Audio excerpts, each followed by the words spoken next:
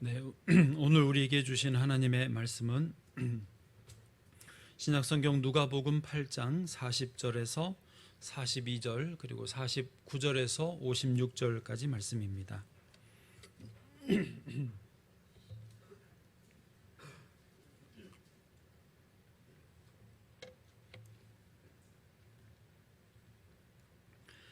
누가복음 8장 40절부터 제가 봉독하겠습니다.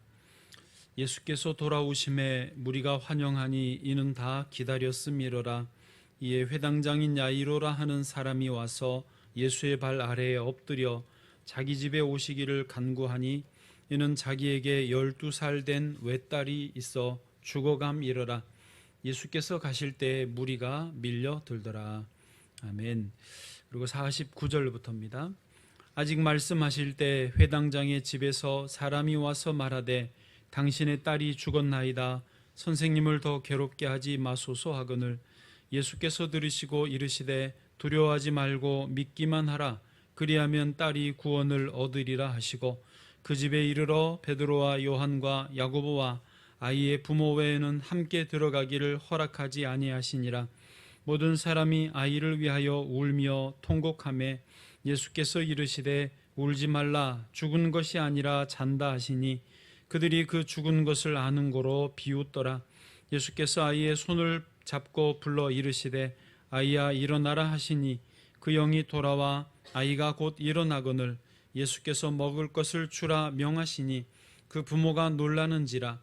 예수께서 경고하사 이 일을 아무에게도 말하지 말라 하시니라. 아멘. 오늘 위기의 시대를 살아가는 법 제목으로 말씀 나눌 때 주께서 은혜 주시기를 원합니다. 전 세계적으로 물가가 가파르게 치솟아 오르고 있고 각국 정부들이 비상을 걸어서 물가를 잡으려고 은행의 금리를 올리고 있습니다. 그래서 우리나라 영끌족들이라고 하는 영혼을 끌어모아서 아파트를 사놓은 젊은이들이 밤에 잠을 못 잔다고 합니다. 그럼에도 불구하고 물가는 잡히지 않고 있습니다. 여기에 코로나도 아직 완전히 끝나지 않고 재유행의 조짐이 있습니다. 우크라이나 전쟁도 금방 끝날 것 같지가 않습니다. 그 덕택에 세계 식량이 부족하고 연료가 부족한 상태입니다. 각국 정부들 또 민족들이 예민해질 대로 예민해져서 으르렁거리면서 전쟁도 불사할 그럴 분위기입니다. 최근에 우리나라 공군도 북한의 핵 전략을 억제하기 위해서 F-35 비행기 편대와 미군 공군 그 비행기 편대하고 같이 연합 작전을 훈련을 하면서 작전을 펼쳤습니다. 또 우리나라 정부는 여기에 더해서 F-35 스텔스 전투기 20대를 더 도입하겠다고 지금 엊그저께 밝힌 것을 들었습니다. 우리나라만 아니라 세계가 지금 이런 시기다 보니까 어디서 전쟁이 일어날지 알 수가 없습니다. 그래서 지금은 누가 봐도 위기의 시대입니다. 수치상으로 봐도 객관적인 상황으로 봐도 지금은 위기의 시대입니다.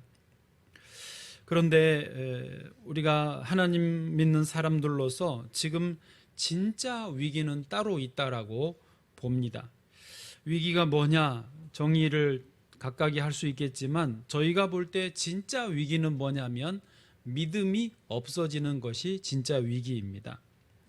믿음이 없어지면 사람들이 어떤 현상이 일어나냐면 힘들다, 어렵다, 포기해야 되겠다, 불가능하다, 그러면서 더 나아가 에이 모르겠다, 아무렇게나 되라, 차라리 전쟁이나 일어나서 다 엎어버려라, 이런 막 가는 식으로 가기 때문에 그렇습니다.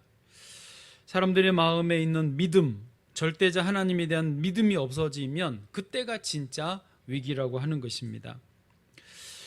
그것은요, 사람들이 영적으로 중심을 잡지 못할 때 생겨나는 것입니다. 다른 말로 영적으로 중심이 안 잡힌다는 것은 하나님과, 중심 대신 하나님과 분리된 상태를 말하는 것입니다. 중심을 잃으니까 흔들거리고 비틀거리게 되고 좌충우돌하게 되고 점점 더 심각한 문제들이 계속해서 터지는 것이죠. 어떤 집사님이 어릴 적부터 교회를 다녔는데 결혼하고 아이들도 2명을 낳아서 기르고 있었습니다. 그런데 이 집사님은 사람이 좋아서 직장에 퇴근하면 동료들하고 같이 술 한 잔씩 먹는 게 자기의 낙이었다고 합니다.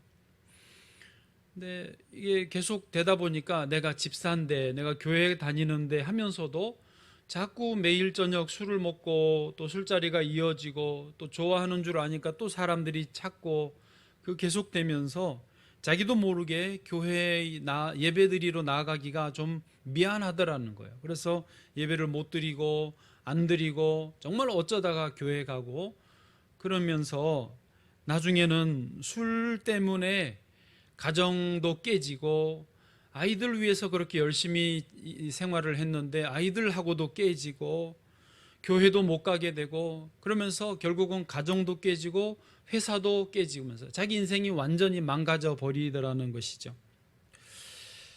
이유가 뭐냐 한번 돌아보니까 자기가 결국 하나님을 떠났다라는 것입니다. 하나님은 늘 거기 계시니까 내가 언제든지 가면 갈 수 있다 생각했는데 그 삶이 하나님 중심으로 돌아가지 못하고 술자리, 친구들, 좋아하는 사람들 중심으로 삶이 돌아가다 보니 모든 게 와장창 무너져 버렸다라는 고백을 들은 적이 있습니다. 그렇습니다. 진짜 위기는 믿음을 잃어버리는 것입니다. 중심이 깨지는 것입니다. 대기업 회장님들이 신년회마다 지금이 위기다라고 언제나 말을 합니다. 저는 볼 때 기업하는 분들은 기업하기 좋은 호시절은 영원히 없나 봐요. 언제나 위기라고 합니다. 올해에도 2022년 삼성전자 신년사는 이랬습니다. 2022년 우리는 다시 한번 바꿔야 합니다. 맨날 바꾼대요. 그러면서 다 소개하기는 어렵지만 대충 이런 식이에요. 경쟁은 치열해지고 선두 사업은 추격을 받고 있고 도약해야 하는 사업은 멈칫거리고 있다. 그리고 시대에 맞지 않는 문화는 버리고 개인의 창의성, 가치를 높이는 일에 집중하는 문화로 바꿔야 된다. 그러면서 올해 삼성전자의 그 가치, 최우선 가치, 이제 그게 중심축이 되는데 최우선 가치를 고객 우선이다라고 정했습니다. 고객이 우리의 가장 중요한 가치가 되어야 한다. 최고의 고객 경험을 전달할 수 있도록 노력해야 한다. 아니 현금을 수조 원을 쌓아놓고 있는 큰 대기업이 위기다, 우리 죽는다 이러면서 난리예요. 수십 원도 없는 우리는 편하는데. 따지고 보면 시대의 흐름을 예민하게 파악하고 도전정신이 있고 목표가 있는 사람들은 위기다 하면서 정신을 더 바짝 차리는 것이고, 영적으로 게으르고 흐름을 놓쳐버리고 그냥 우선 내 먹기 좋은 것만 생각하는 사람들은 위기인지 뭔지 모르는 것이죠. 그냥 휩쓸려 가기가 쉽다는 것입니다. 우리 하나님의 사람들은 지금 이 시대가 위기라고 하는 것을 깨우치고 위기의 시대를 잘 살아가야 될 줄로 믿습니다. 그러면 어떻게 해야 되겠는가? 오늘 본문에서 3가지로 하나님이 우리에게 말씀해 주시고 있습니다. 첫 번째입니다. 첫 번째, 본질을 붙들어야 한다는 것입니다. 쉽게 생각해서 음식점의 본질은 맛입니다. 가격이나 양이나 그 식당의 위치나 인테리어나 포장지나 여러 가지 요소들이 있겠지만은 제일 중요한 본질은, 음식은 어쨌든 맛이 있어야 됩니다. 사람이 음식을 먹어서 내 혀가 그 음식의 맛을 내 뇌가 기억을 하는 거죠. 내 혀가 경험한 것을 뇌가 기억한 게 그게 본질이죠. 음식으로 따지면 그렇다는 것입니다.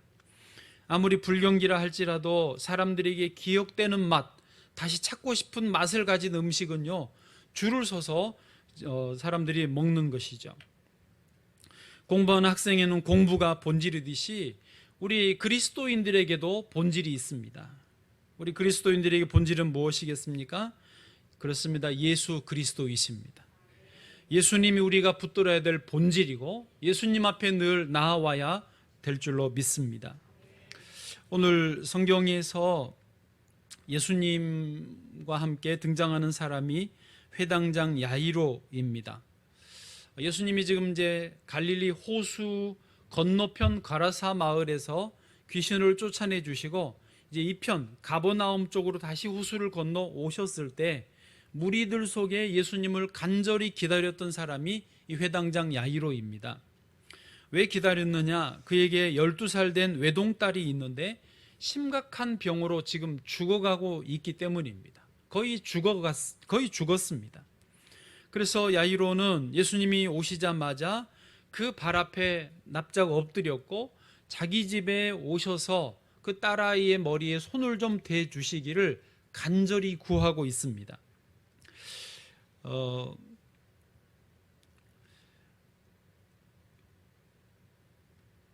여기서 이제 야이로가 한 행동을 제가 기도해야 합니다라고 정하지 않고 본질을 붙들어야 합니다라고 표현한 것을 좀 이해하시면 좋겠습니다. 무슨 말이냐면 교회에서는 늘 기도해야 됩니다. 기도를 강조하니까 여기서도 기도를 말하면 쉽게 기도를 어떤 행위, 그냥 기도를 30분, 40분 하는 행동으로만 생각을 하는 거예요.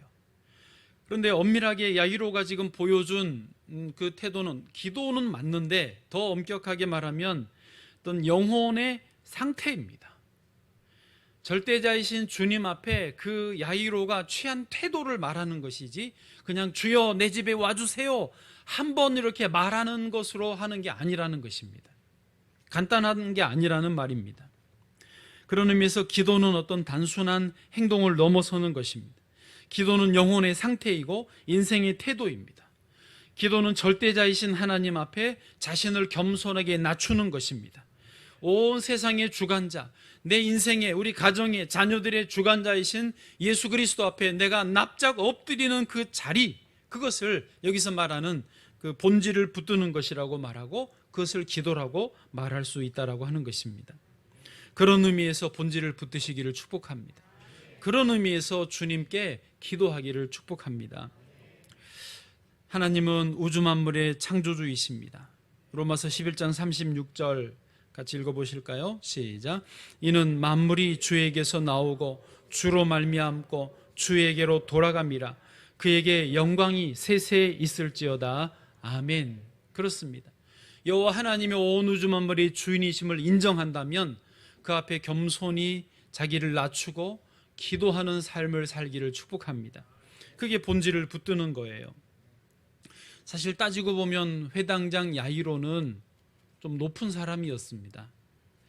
그 당시에 회당에는 회당장이 3명 정도씩 항상 있었는데 제사장은 대물림 되어서 자녀가 자동으로 제사장이 되는 그런 시스템이었다면 회당장은 대물림이 되지 않습니다. 그 당대의 부자, 좀 유력하신 사람 중에 또 신실한, 신앙이 좋은, 그리고 사람들에게 신뢰와 존경을 받는 사람들 중에서 회당장을 세우는 거예요. 그러니까 야이로 지금 회당장은 당시에 그 가버나움 마을에서 상당히 신뢰와 존경을 받는 유력한 지도자급 인물이었던 것입니다. 그런데 그 야이로가 지금 예수님 나사렛 출신 젊은 청년 예수님 앞에 납작이 엎드려서 그 발을 붙들고 자기 집에 와주시라고 간곡히 부탁하고 있는 것입니다. 여러분, 다시 말하지만 이런 자세, 본질, 예수 그리스도를 온전히 붙드는 이런 자세를 가질 때 위기를 넘어설 수 있을 줄로 믿습니다. 한 30년쯤 전에 하버드 대학에서 솔제니친이라고 하는 아주 유명한 분이 연설을 한 적이 있었습니다. 신문 기자들도 와서 이 솔제니친이 하버드대에서 강연을 한다 와가지고 그들도 녹취를 하고 기사를 썼습니다. 그런데 솔제니친이 거기서 강조한 바는 이것이었습니다. 제가 그 부분 일부분만 읽어드리면, 우리는 정치와 사회 개혁에 그토록 희망을 걸어왔지만 결국 돌아온 것은 무엇보다도 소중한 자산인 영적 생활의 상실뿐이었습니다. 동양은 파벌 싸움으로 서양은 상업성으로 인해 우리의 영적인 생활은 완전히 짓밟혔습니다. 우리 현재 심각한 영적 위기와 정치적 파경에 직면한 상태이며 우리는 현재 우주 비행이 가능해지는 등 과학기술이 아무리 놀랍게 발전했다고 해도 이 영적인 궁핍을 면할 수 없습니다 하면서 반복해서 영적인 문제에 대해서 지적했어요. 그런데 신문 기자들이 신문에 쓰기로는 이런 영적인 문제, 영적인 궁핍함에 대해서는 안 쓴 거예요. 왜? 일반 신문에 그런 걸 쓰기가 좀 그랬던 모양이죠. 그리고는 대충 뭐 사회 문제가 어떻고 정치 문제가 어떻고 이런 것만 쓰고 넘어갔다는 것입니다. 이런 사회는, 세상은요, 정말 본질이 무엇인지를 간과하는 것입니다. 그것에 더 들어가기를 두려워하는 거예요. 사람들이 반응이 이상할까 봐 겁을 내는 것입니다. 그러나 우리는 본질이 무엇인지 압니다. 본질은 예수 그리스도이고 그리스도 안에 온전히 의지하고 믿음으로 서는 것입니다. 지금도 주님 발 앞에 엎드려 기도하는 사람이 필요합니다. 기도하는 사람은 하나님이 함께 해주시고 도와주시는 것입니다. 기도하는 나라, 기도하는 교회, 기도하는 가정은 세상이 다 어려워도 하나님이 지켜주시고 세워주시고 그 당대에 또 다음 세대에 귀하게 쓰시는 줄로 믿습니다. 우리가 다윗을 이제 거의 다 읽어가셨으니까요. 다윗의 삶은 평생토록 위기의 시대였습니다. 얼마나 힘들었는지 모릅니다. 전쟁통에 살았고 쫓기듯이 광야에서 도망자로 살았고 심지어는 블레셋, 아예 적의 나라에 그냥 한복판에 숨어들어서 살아야 됐습니다. 그런 다윗이 살 수 있는 비결이 무엇입니까? 다윗은 끊임없이 하나님께 물었습니다. 하나님을 의지했습니다. 하나님의 인도하심 대로만 나아갔습니다. 그랬더니 위기 속에서 죽을 지경이었던 다윗이 이스라엘의 왕이 되는 은혜와 축복을 누린 것입니다. 하나님이 저와 여러분에게, 이 나라의 민족에게 위기 시대이지만 정신을 차리고 주님의 발을 붙들고 기도하는 그 사람들에게 높여주시는 은혜가 있을 줄로 믿습니다. 두 번째로 믿음을 지켜야 합니다. 첫 번째가 본질을 붙들어야 한다면 두 번째는 믿음을 지켜야 합니다. 믿음에 강조점이 있는 게 아니고 지킨다는 것에 강조점이 있습니다. 지금 예수님과 야이로 그리고 제자들과 구경을 하러 따라간 무리들이 야이로의 집에 가는 길에 하나 사건이 발생했습니다. 여러분 성경은 다 잘 아시니까 간단하게 말하면 12의 혈루증 앓는 여인이 시장통에서 예수님에 대해서 옷자락을 잡은 거예요. 그 능력이 예수님 옷자락으로부터 여인의 손으로 몸의 병의 근원으로 와서 병이 다 나아버렸어요. 할렐루야. 이것은 너무 감사한 일인데 문제는 야이로의 속이 타들어간다는 것입니다. 집에서 외동딸이 죽어가고 있는데 자꾸 걸음이 지체되니까 야이로는 속이 타는 거예요. 그런데 그런 마음을 아시는지 모르시는지 예수님은 멈춰서서 돌아서 가지고 누가 내 옷에 손을 대었느냐라고 자꾸 물으시는 거예요. 처음에 아무도 대답을 안 하니까 그러면 이제 가면 좋으신데 재차 물으시는 거예요. 누가 내 옷에 손을 댔냐니까. 가만히 침묵이 흐릅니다. 야이로에게는 그게 수시간 같아요. 그때 이 혈루증 앓았던 그리고 나았던 여인이 할 수 없이 나서서 자초지정을 설명합니다. 울면서 감동하면서 말하니 얼마나 시간이 걸려요. 이건 은혜로운 장면인데 야이로는 미치겠는 거죠. 다 들으시고는 예수님이 말씀하셨어요. 딸아, 내 믿음이 너를 구원하였으니 평안히 가라. 우리는 아멘인데 야이로는 정말 미움 치으십니다. 그리고는 드디어 올 곳이 오고 말았습니다. 야이로의 집에서 사람들이 왔어요. 그리고 이렇게 말합니다. 딸이 이미 죽었으니까 선생님을 더 이상 괴롭게 하지 마소서. 무슨 말이에요? 상황이 끝났다라는 거죠. 딸이 이미 병들어서 죽을 지경이었다가 이제 죽어버렸으니 이제 더 이상 예수님 오셔도 소용없으니 그냥 여기서 다 놔두고 장례 치를 준비나 하러 가자는 거예요. 그런데 예수님 여기서 놀라운 말씀을 하시죠. 오늘 본문을 이거는 직접 보실까요? 50절입니다. 50절요. 시작. 예수께서 들으시고 이르시되 두려워하지 말고 믿기만 하라. 그리하면 딸이 구원을 얻으리라 하시고. 아멘. 예수님은 아직 끝나지 않았다고 말씀하십니다. 오히려 두려워하지 말고 믿기만 하면, 믿음을 잘 지키면, 지금 딸이 죽었다, 끝났다라고 마음을 쏟아버리지 말고 나에게 처음에 예수님에게 도와주세요라고 했던 그 믿음을 지금 지켜내면 딸이 구원을 받을 것이다. 그 말씀을 하시는 거예요. 오직 믿기만 하라. 여러분, 지금 물가는 올라가고 금리가 올라가고 부채가 있는 가정에서는 큰 압박을 받을 수 있을 것입니다. 이러다 더 어려워지는 거 아닌가? 지금도 겨우 살고 있는데 더 힘든 거 아닌가 하실 수 있습니다. 몸이 아픈 분, 낫지 않아서 혹시 더 어려움에 처할 수 있습니다. 자녀 때문에 더 어려움에 고통 속에 있을 수 있고, 에이, 놔버릴까 포기해버릴까 하실 수도 있습니다. 그러나 이때 주님이 하신 말씀이 그거예요. 포기하지 마라. 낙심하지 마라. 희망을 버리지 마라. 두려워하지 마라. 믿기만 하라는 것입니다.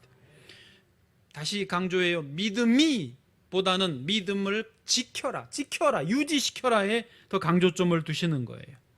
지금 필요한 것은 오직 믿음입니다. 여러분, 온전한 믿음 위에 서면 두려움은 사라집니다.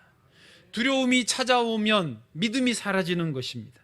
그러나 믿음 위에 서면요, 두려움, 염려가 떠나가게 되는 것입니다. 페이스북이나 인스타나 이런 이제 젊은이들이 하는데 보면 다 예쁜 사진, 좋은 사진, 그런 기분 좋은 그런 장면들을 찍어서 올려놓습니다. 믿음이 없는 사람, 마음에 낙심되고 두려움이 있는 사람이 그런 장면들을 보면 기분이 어떤 줄 아세요? 별로예요. 예, 아유 잘났다. 아유 그래 배 아프다. 아유 좋겠네. 그러면서 나는 영 비참해집니다. 그런데요, 믿음이 있는 사람이, 믿음이 내 안에서 충만해진 상태에서 그런 사진들, 장면들을 보면요, 여유가 생겨요. 당당하고, 아유 그래 당신도 좋구나. 나는 더 잘 나간다. 나는 더 잘 된다. 나는 하나님이 더 잘 되게 해주실 것이다. 이런 믿음으로 바라볼 때 기분이 괜찮아요. 나쁘지 않은 거예요. 그런 걸 본 분들은 이 말이 뭔지 알 거예요. 주님은 우리가 믿음 위에 굳게 서기를 원하십니다. 지금 이때 이 위기 시대 믿음을 지키기를 원하시는 거예요. 두려워하지 마라. 믿기만 하라. 염려하지 마라. 믿기만 하라. 걱정하지 마라. 믿음으로 나아가라. 주님 말씀하시는 거예요. 사무엘하 22장에 다윗이 노래를 했습니다. 사무엘하 22장 32절입니다. 다윗이 이렇게 고백하죠. 여호와 외에 누가 하나님이며 우리 하나님 외에 누가 반석이냐. 이 믿음의 선포를 하고 있습니다. 여호와는 나의 하나님이시고 여호와가 우리 반석이시다. 믿음의 선포를 합니다.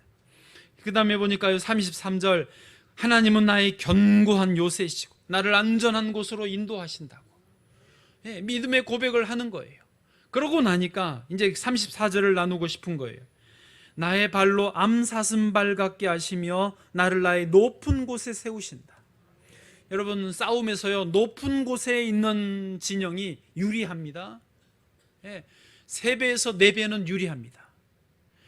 영적으로 내가 하나님을 믿는 믿음 위에 굳게 서 있으면 나를 암사슴발처럼 높은 곳에 세워주시는 하나님이심을 경험하는 것이죠.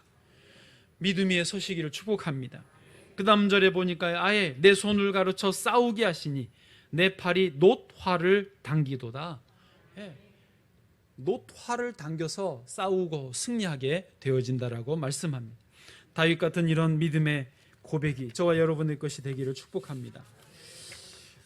오늘 같이 잠깐만 좀 불러보고 싶은 이 찬양이 있는데요.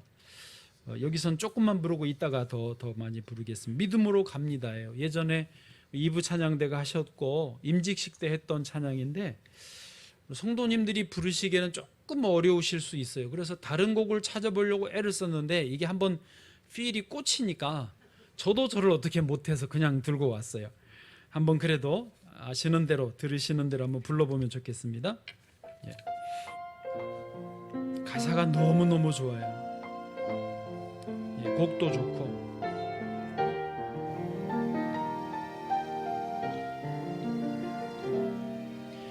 믿음으로 갑니다. 이해할 수 없을 때라도 순종하며 갑니다. 내가 바라던 길이 아닐지라도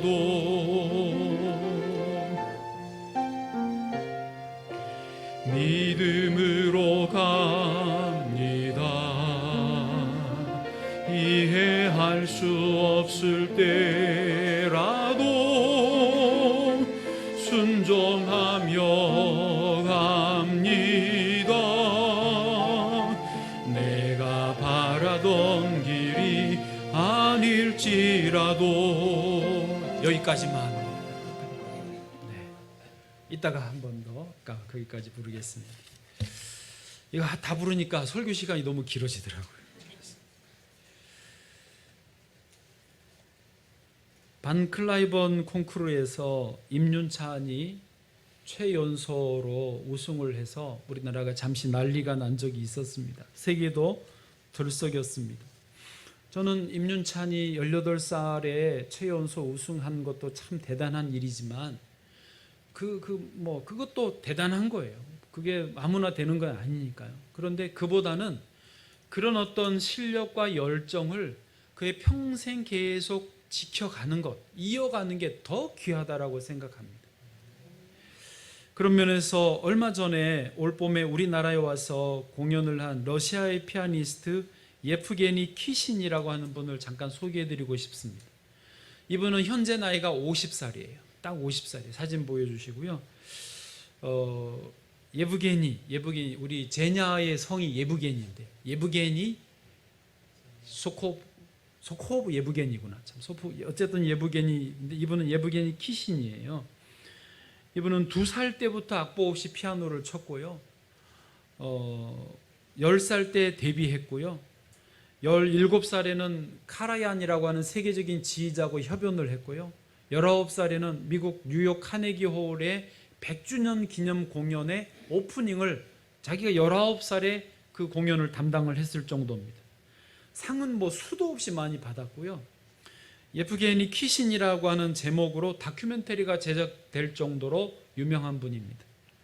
그럼 다시 말하자면 이분이 지금 나이가 50살인데 지금도 이 천재인데도 불구하고 이분이 노력파가 아니 천재인데도 불구하고 매일 7시간 반 동안을 피아노를 연습을 한대요.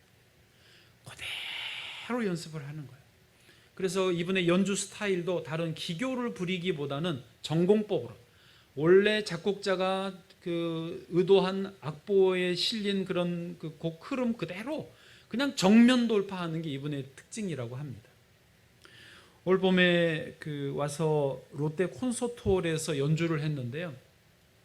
콘서트홀을 저도 얼마 전에 처음으로 한번 가봤어요. 이분 연주 말고 다른 일로 처음으로 한번 가봤는데 어마어마하게 커요. 저희가 거긴데 그 전에 왔던 사진이에요. 저 사진은. 근데 1500석입니다. 연주홀이 1500석이에요. 어마어마하게 커요. 저도 들어가서 깜짝 놀랐어요. 롯데가 롯데타워 옆에 지어놨는데 근데 이분이 와서 이번에 공연한다고 하니까 1500석의 그 표가 25분 만에 매진돼 버렸어요. 우리는 잘 모르는데 아는 분들은 이분이 와서 연주한다 그러면 놀라는 거예요. 대단한 거예요. 근데 제가 참 소름이 돋았던 것은 이 예브게니 키신이 왔다 가면서 이제 기자들이 인터뷰를 잠깐씩 하거든요. 한국에 어디를 다녀봤습니까? 뭐가 생각납니까? 뭐가 인상 깊습니까? 이렇게 물어보는데 미안한데 이 예브게니 키신은 다른 데 다니지를 않았어요. 공항에서 호텔에 왔다가 연주홀 가서 7시간 반 연습하고 또 호텔 와서 자고 쉬고 또 가서 연습하고 또 자고 쉬고 그렇게 며칠 준비해서 그대로 연주하고 그냥 가는 거예요. 어디를 돌아보지를 않는 거예요. 참 제가 전율이 흐르더라고요. 그럼 또 놀러 다니고 싶고 맛있는 것도 먹고 싶고 좋은 것도 보고 싶겠지만 자기가 연주자로서의 길을 갈 때는 그냥 이것만 가는 거예요. 다시 말하지만 아까 임윤찬이 참 대단하지만 저는 임윤찬, 우리나라의 그런 대단한 연주자들이 시간이 가도 그들의 어떤 열정과 실력을 계속 지켜가기를 원해요. 지켜가는 게 더 어려운 거예요. 오늘 말씀도 그겁니다. 위기 시대에 믿음을 지키는 것. 왕년에 내가 한 믿음 했다고, 내가 옛날에 아주 뜨거웠다고, 청소년 시절에 열심히 했다고, 그런 거 다 잊어버려요. 왕년에 안 한 사람 어디 있어요? 다 왕년에 열심히 했지. 지금이 중요해. 지금 내가 믿음을 지키고 있습니까? 세상이 다 하나님 떠나고 다 좋은 길로, 자기 좋은 길로 갈지라도 나는 내 믿음을 지키고 있는가? 그게 중요한 거죠. 옛날 했던 것을 우려먹지 말고 지금 내 믿음을 지키고 있는가? 지금 주님을 사랑하고 지금 이 믿음, 위기 시대에 주님 사랑하고 주님 믿음 안에 있는가? 그게 진짜 중요하다라고 하는 것이죠. 내가 왜 소리를 질렀던 거? 누군가 눈을 감았기 때문이었던 것이다. 네. 마지막 세 번째입니다. 세 번째, 부정적인 언어를 차단해야 합니다. 첫 번째가 뭐였습니까? 본질을 붙들어야 됩니다. 두 번째요, 믿음을 지켜내야 돼요. 세 번째, 부정적인 언어는 차단하자는 거죠. 믿음으로 가는 길에는 반드시 방해가 있습니다. 장애물이 있습니다. 믿음으로 가지 못하게 사단이 파놓은 함정이 있습니다. 그냥 쉽게 접하는 사람들, 듣는 뉴스와 소식들 속에서 우리는 나도 모르게 부정적인 영향을 계속 받고, 그리고 나도 모르는 사이에 내 믿음이 어느새 약해지고 온데간데 없이 사라지고 마는 것입니다. 풍랑을 만난 제자들이 예수님에게 너희 믿음이 어디 있느냐라고 책망을 들었던 것처럼 나도 모르게 풍랑을 한 번, 두 번, 세 번 만나다 보면 믿음이 사라지는 것입니다. 그러므로 할 수 있는 대로 부정적인 상황, 부정적인 언어, 부정적인 영향은 차단해야 되는 거예요. 아멘. 오늘도 예수님이요, 재미있게 볼 수 있지만 예수님이 부정적인 상황을 할 수 있는 대로 차단하시는 것을 보여주십니다. 51절 말씀이에요. 51절 제가 읽어드립니다. 그 집에 이르러 베드로와 요한과 야고보와 아이의 부모 외에는 함께 들어가기를 허락하지 아니하시니라. 지금 이게 이제 집 앞에 대문에선지 아니면 집 안에서 그 아이에게 들어가기 직전, 그 방에 들어가기 전인지 확실하지는 않지만 어쨌든 결정적인 장면에는 믿음이 없이 불평하고 부정적인 말만 쏟아내는 사람들은 차단해 버렸어요. 그 다음 절에 보십시오. 52절에 모든 사람이 아이를 위하여 울고 통곡하며, 지금 장례식장 분위기가 나버렸어요. 그러자 예수님이 이르시되 울지 말라, 죽은 것이 아니라 잔다 하니까 53절 그들이 그 죽은 것을 아는 거로 어떻게 해요? 비웃더라. 누구를 비웃어요? 예수님을 비웃는 거예요. 그리고 예수님이 이들을 차단하시는, 들어오지 마라, 너네들은 들어오면 안 되겠다. 예수님이 그렇다고 기적을 못 행하시는 것은 아니지만 아무래도 지장이 있어요. 옆에 있는 다른 부모나 세제자들까지도 영향을 받으니까 그런 사람을 차단해 버리시는 거예요. 저와 여러분을 위해서 예수님이 부정적인 말을 자꾸 하는 사람 차단합니다. 저와 여러분을 위해서 예수님이 부정적인 삶을 사는 사람을 차단하시는 줄로 믿으시기 바랍니다. 감사해야 돼요. 그리고 아이에게 가셔서 예수님이 아이야 일어나라, 달리다 쿰 하니까 아이가 일어났습니다. 그런데요, 부시시하고 일어난 게 아니라 아이가 벌떡하고 그냥 깜짝 놀라듯이 착 하고 일어났다라고 성경은 말씀합니다. 주님이 하시면 금세 역전이 될 줄로 믿습니다. 세상에서 크리스찬이든 아니든 세상에서 좀 소위 성공하는 사람들이 이렇게 자기들의 비결을 이야기해 주는 것을 들어보면 공통점이 있습니다. 최소한 제가 볼 때는 그게 공통점인데 뭐냐면 그분들이 아침에 일어나자마자 세상의 뉴스나 그런 인터넷이나 카톡이나 그런 그 전화 이런 거를 안 받는다는 거예요. 여러분 일어나자마자 뭐 하세요? 누가 카톡 보냈나? 페이스북에 누가 뭐 올렸나? 네이버에 뭐 기사 뭐 떴나? 이런 거 혹시 보세요? 어쨌든 부자로 사는 분들이 세상으로 이렇게 표현해서 죄송하지만 그냥 뭐 이해하기 쉽게 세상에 성공한 사람들이 한 습관에는 그런 거를 일부러 차단하더라고요. 그러면서 그 시간에 뭐 하느냐? 어떤 분은 10시까지, 어떤 분은 12시까지 전화도 안 받는데요. 그리고는 이제 안 믿는 사람은 명상 같은 걸 하더라고요. 또 책을 보면서 자기 안에 자기가 상상하는, 자기가 생각하고 꿈꾸는 그것을 계속 그리고 또 생각하고 자기 마음속에 그것을 계속 새겨 넣는 일을 하더라고요. 그러니까 꿈을 꾸는 거예요. 비전을 보는 거예요. 계속 긍정적인 에너지를 자기에게 주입하는 거예요. 긍정적인 그림을 그리는 거예요. 오전에 그거를 계속 하더라고요, 보니까. 네? 여러분 일어나자마자 뭐 하세요? 우리는 그 영향을 받아요. 인간이 내가 조절할 수 있다라고 생각하지만 아닙니다. 제가 코로나 2년 반 이제 3년 차 다 지나가면서 저도 저 스스로 놀랐어요. 저는 목사하고 늘 성경을 읽고 늘 기도하고 늘 예배드리고 제가 믿음 빼면 이양재 믿음 빼면 죄다라고 생각할 정도로 저도 믿음으로 살아왔는데 코로나를 이렇게 지내면서 저 스스로 돌아보니까요, 제가 믿음이 많이 죽었어요. 깜짝 놀랐습니다. 제가 믿음을 저도 모르게 제자들처럼 너희 믿음이 어디 있느냐 그 책망을 제가 듣겠더라고요. 왜요?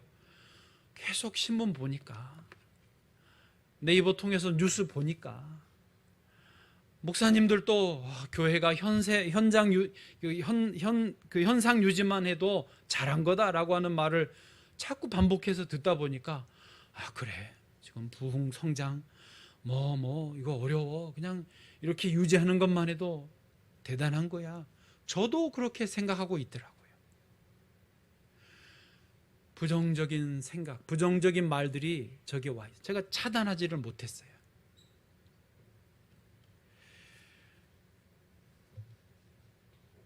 부정적인 언어를 차단하기를 축복합니다. 예수님은 대놓고 말씀하세요. 들어오지 마라. 너희들은 들어오지 마라. 베드로, 야고보, 요한, 그래도 믿음의 사람들, 부모는 살기를 바랄 거니까 부모들만 들어오라 하시고 아이에게서 소녀야 일어나라, 달리다 쿰, 아이가 벌떡 일어나는 거예요. 할렐루야. 저 여러분의 삶에도 주님이 그렇게 역사하실 줄로 믿습니다. 믿음으로 가야 됩니다.